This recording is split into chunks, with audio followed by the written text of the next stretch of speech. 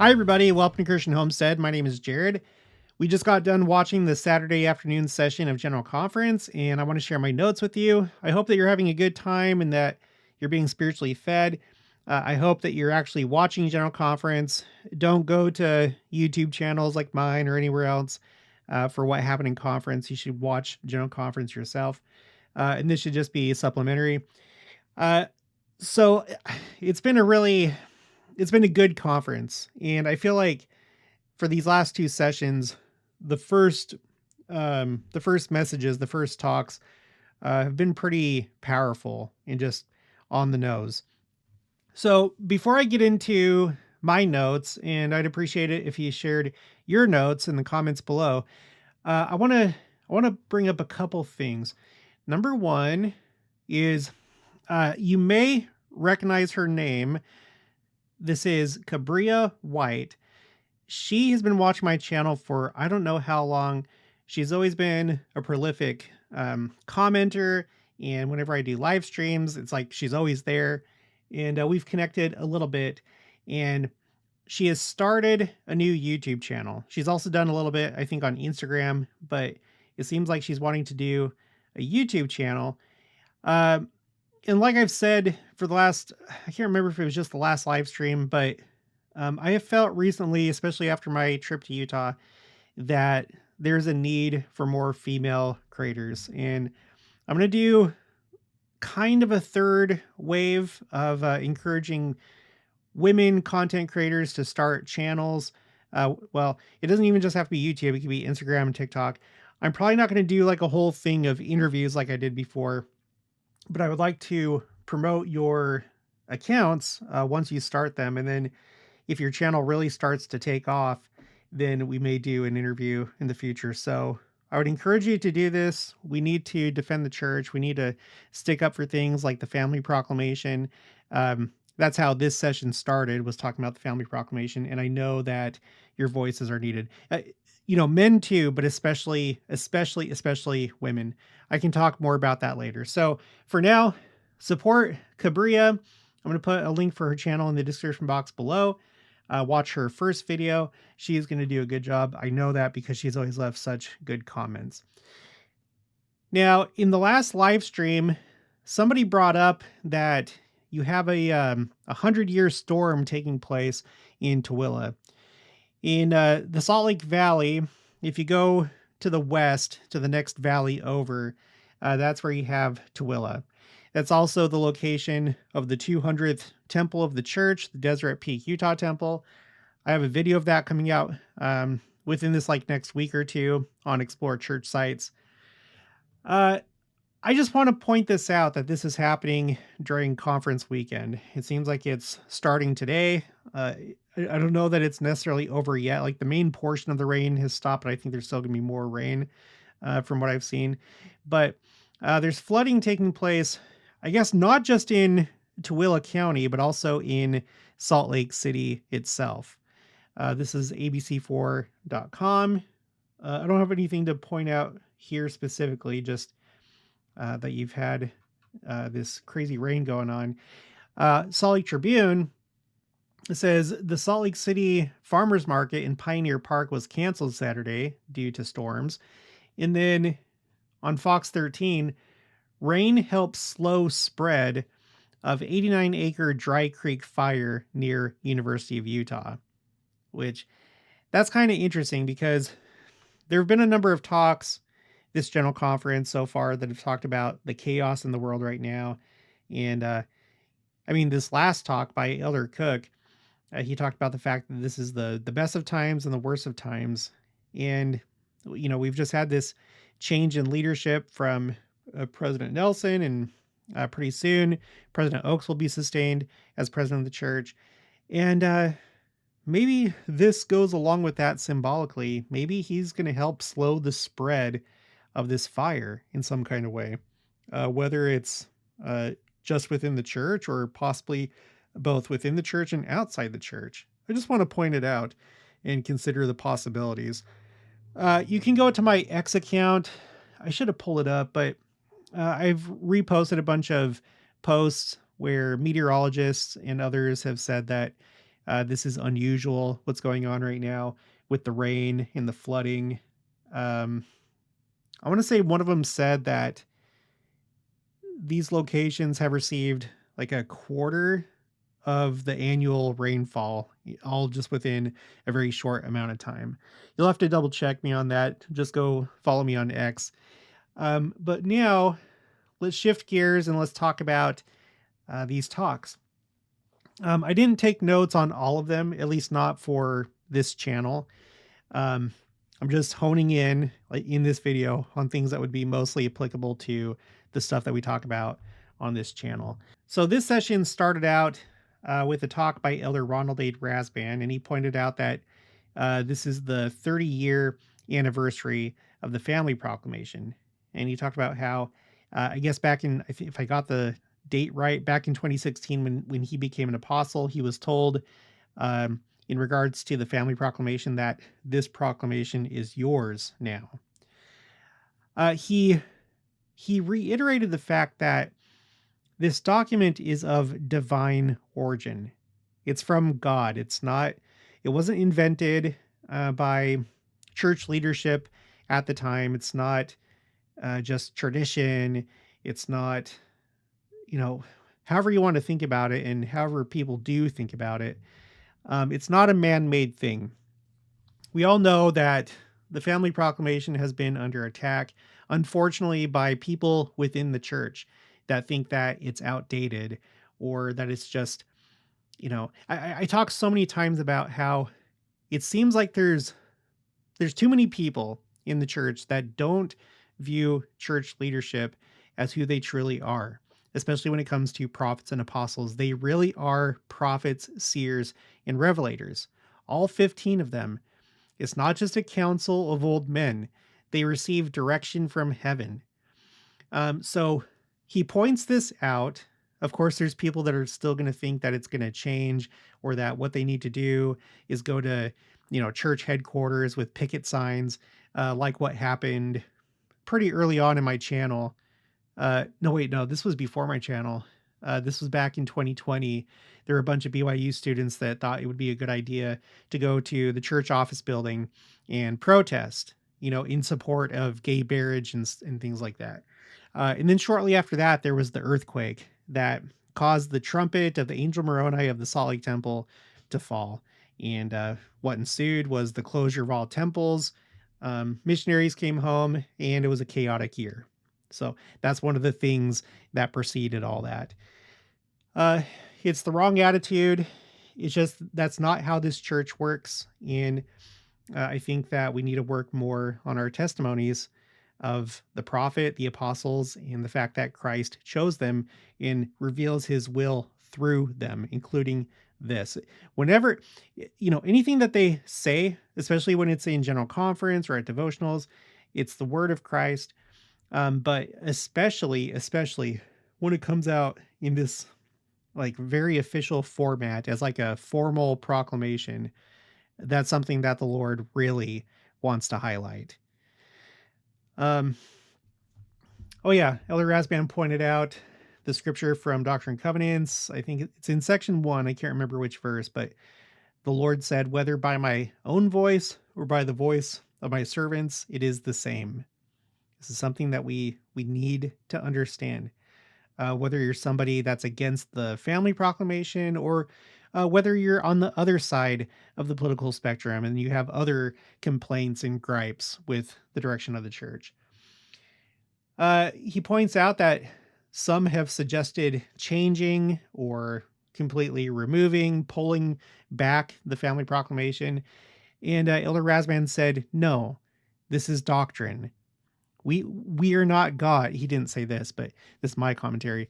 We are not God. And some people, they live their lives as though they are, like they know so much more than the church, and that you need to listen to them and how things should be. No. We listen to God, and he speaks through his prophets, and he's the one that lays out the doctrine. I wish I would have been more clear with this note. Well, I guess the proclamation was revealed by Jesus Christ to the apostles then and now, or just basically these doctrines that relate to the family. He does point out, some people could, uh, on the other side, think that presiding in a family, like the husband, the father presiding in the family, means that you get to dominate. And I feel like I've seen that in my life. Unfortunately, I feel like some toxic people will use that um, as an opportunity to dominate or to control the family. And that's obviously not right. And then he pointed out that nurturing, which is the primary role of mothers, does not mean that it's a secondary role. This is another thing where we struggle with very black and white thinking, where it's, it usually has to do with black and white thinking. And a lot of times it boils down to power and control. And it's so sad. That's what toxic people mostly focus on, is power and control. And so if you have a toxic husband, then he's going to try and twist things in such a way that, yeah, see, I'm supposed to be in charge, or I have the final say. Or on the female side, they may turn it into this thing where it's like, well, I'm not going to be a second class, person, a second class citizen in my family. And that's what this is saying.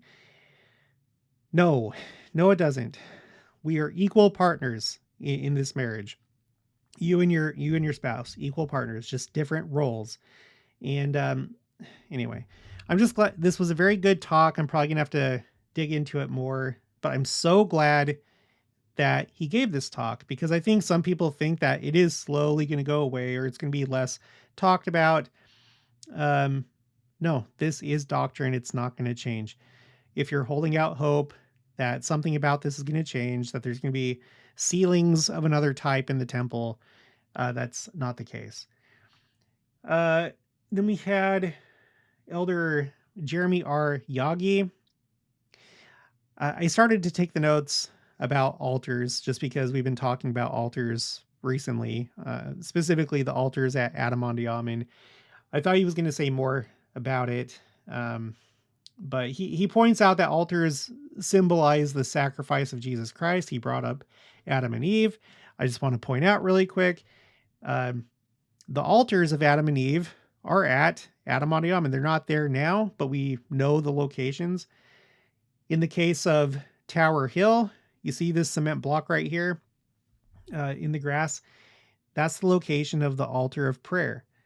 And it essentially was made up of stones. It seems that over time it was reused by the Nephites, because Joseph Smith said that this was also the site of the Nephitish altar of sacrifice. But for Adam and Eve, this is the location of their altar of prayer, which I think they also did sacrifices there, but it was the altar of prayer. And then if you go over to Spring Hill, this is the approximate location of the altar of sacrifice, the altar that was designed in such a way that it looked like the altars of the Kirtland Temple. Of course, this came first. It was Adam's altar, but the Kirtland Temple and all temples that have assembly rooms have these pulpits for people to sit at, but they are essentially, they point back, it seems, to Adam's altar of sacrifice on Spring Hill, which was approximately in this location somewhere near where the temple was going to be built. Okay, let's go back here. Now we're going to skip forward to Elder Gong. He pointed out that people are moving in the world, large numbers of immigrants. And then you could also say, I can't remember if he said it, but also refugees, immigrants, refugees. People are leaving places where the gospel was not available before and going to places where it now is available. And that's what I choose to focus on when it comes to the whole issue of immigration. Is I think that there is a silver lining. And I even think that the Lord is in it in some of these cases. We know that the gospel is supposed to go forward to all the nations of the earth, all kindreds and tongues and tribes and people. And I feel like this is one of the ways that it happens without us having to send missionaries within the actual, borders of certain countries that don't accept missionaries. like China, for example, or Iraq or Saudi Arabia. He pointed out that record numbers of people are finding the church. He referenced the parable of the Great Supper and wedding feast. This might be, unless I missed something, this might be the first reference to the second coming that we've seen so far in General Conference. I'm not entirely sure about that.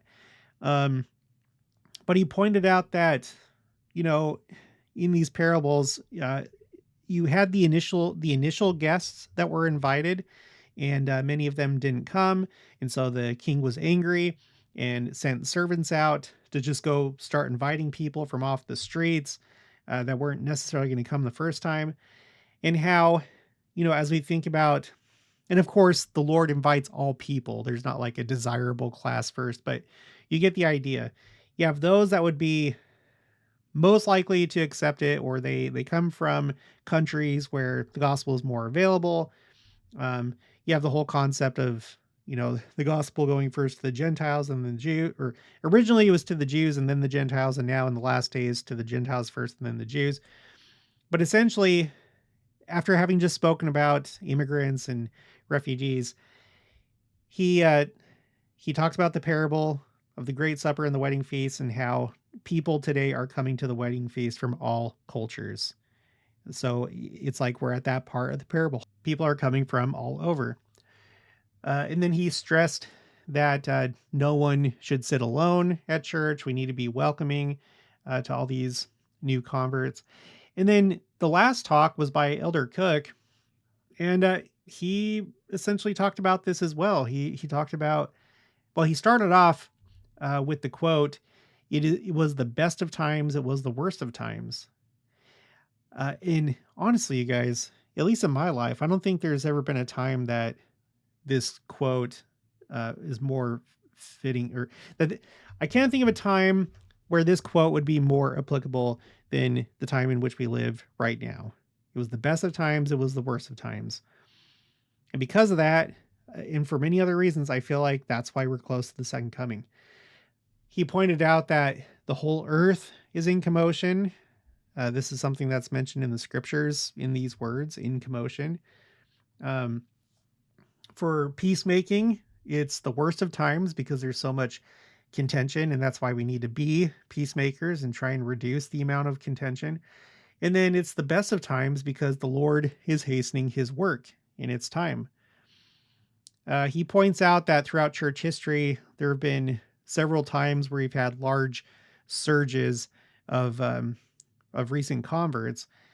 And he pointed back to the period of 1837 to 1850, when there were many from the United Kingdom that joined the church.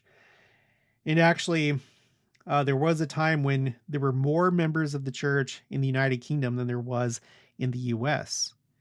And I'll just point out, my ancestors on my dad's side, when you go down certain lines, were part of the UK Saints that came to Utah. So it's just another period of time and a mission that I owe my life to. Those early missionaries that went to the United Kingdom.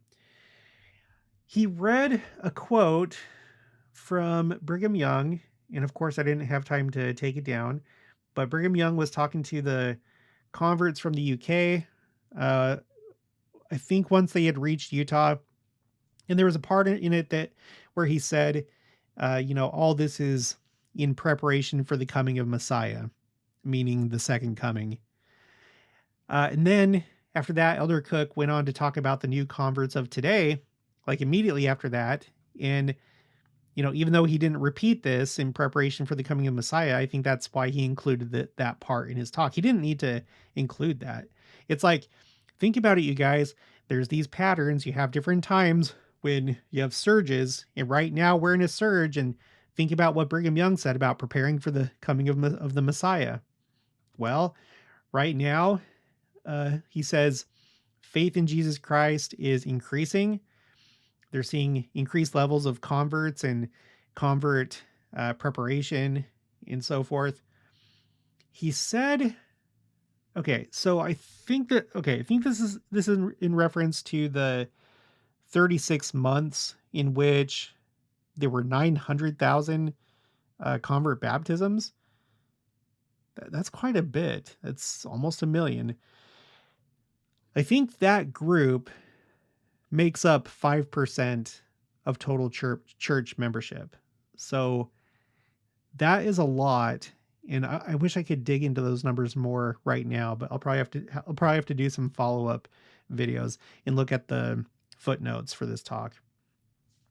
He said, if I understood correctly, he said that this number, 900,000 within these 36 months, exceed, I think, the number of church membership.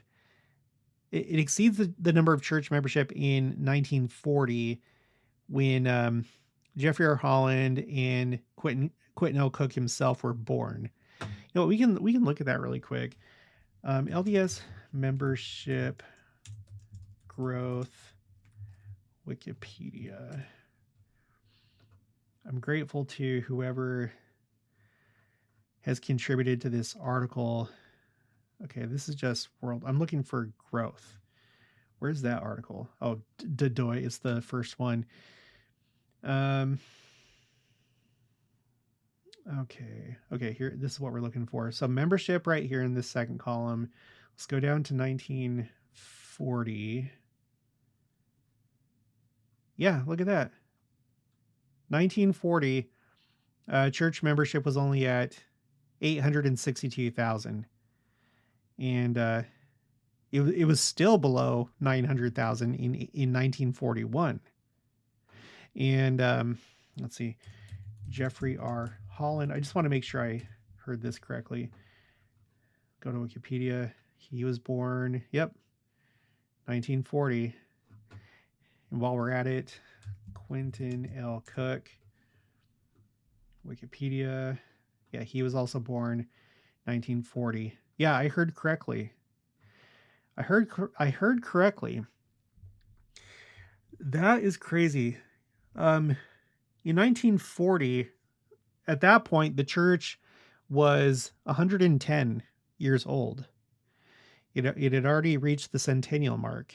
So 110 years, and the church was still under a million. And just within the last 36 months, the number of new convert baptisms exceeded that number in 1940. Okay, yeah, that is miraculous. Oh gosh, why did I write this all over the world? He's probably just saying that, oh yeah, because it seemed like between Elder Gong's talk and Elder Cook's talk, they were saying that the converts are coming from all over the world. I'm just stressing this right now because I've had a number of times where people have said, no, we're not even close to the second coming because we have to have boots on the ground in all these countries that are currently inaccessible. And I've taken the position based on statements like this that no, it doesn't have to be like that. They can come to us. They can also access the internet. We all know the story of Africa. Before there were missionaries there, before the church was organized there were people that were starting to accept the gospel in Africa before there were even missionaries there. And they sent letters to Salt Lake asking for the church to organize in Africa. You know that story, right? I mean, they've told it a number of times. It's probably been mentioned in General Conference. Okay, so all over the world. He said that there was a 17% increase in North America. He underscored the fact that converts no longer immigrate to a central location. This again, I think, is clarification for people that think that in the last days we all have to come here to Jackson County where I live, and that's not the case. I have many quotes that say no. When Christ comes, the church is going to be all over the world. Brigham Young said that there's not going to be any less people in Utah at the time that he was speaking when Christ comes than there was right now. Yes, the church is going to move headquarters to Independence, Missouri at some point, but not everybody is coming to Jackson County. We're supposed to extend the borders of Zion throughout the entire world. And that's how it'll be when Christ comes. And then he emphasized that we need to welcome these new members. I'll just say on a personal note, nothing was more discouraging than going through this whole process with an investigator, as me being a missionary, and then having them choose to get baptized, and then doing that, and then the local ward not supporting that mission and not being welcoming. It's just a shame. We can't let that happen. He pointed out we must be one before the Lord. So in other words, we should not be divided. And then he also said something interesting. I feel like it goes along with what he just said about being one before the Lord. He talked about in Christ's day, that was also a day of, chaos and war and violence and stuff. But Christ was not focused on the politics of the day. He was focused on his people. There's a lot of people that want the church to focus on politics and to fight and to defend and to, do all the things that people do in a worldly way, the world's solutions to conflict. That's what a lot of people want the church to do. And that's not what the church is. I mean, the church helps with these things, but in a much different way. And I think in a much more lasting way. Because like I've said before, if you want to change somebody's politics or the way that they think, you do that by preaching the gospel to them. And then they'll be in tune with Christ. And they can still be in another political party and bring more Christ-like characteristics to that party. And then the last thing I want to point out in this video is the closing prayer was by Emily Bell Freeman. And there were 2 times that she brought up the word hastening. She said, we are thankful for the hastening. And then she said hastening again. And I feel like that word has shown up a bunch in this conference. I mean, not like a ton, but it feels like it's one of the themes of this conference, the hastening. So anyway, so I'm looking forward to the rest of conference. Again, I think that there's going to be 18 temples announced to complete 400, but I could be wrong. I'm excited to see what those are. I'm excited for the rest of the messages. Please make sure to share your notes in the comments below. I probably will do another live stream or 2. I might do one tonight, potentially. I'm just going to feel it out. But in the meantime, check out Cabria's channel, Walk with Jesus. She did, and I wonder if she did another one for this session. She did a review of this morning's session. No, she doesn't have another one out yet, or she could be recording it right now at the same time that I'm recording mine. So make sure to subscribe to her, please. She's really good. I've known her for years now at this point in the comments, and we've connected, and I think she's going to do good things. All right, I'll talk to you guys later.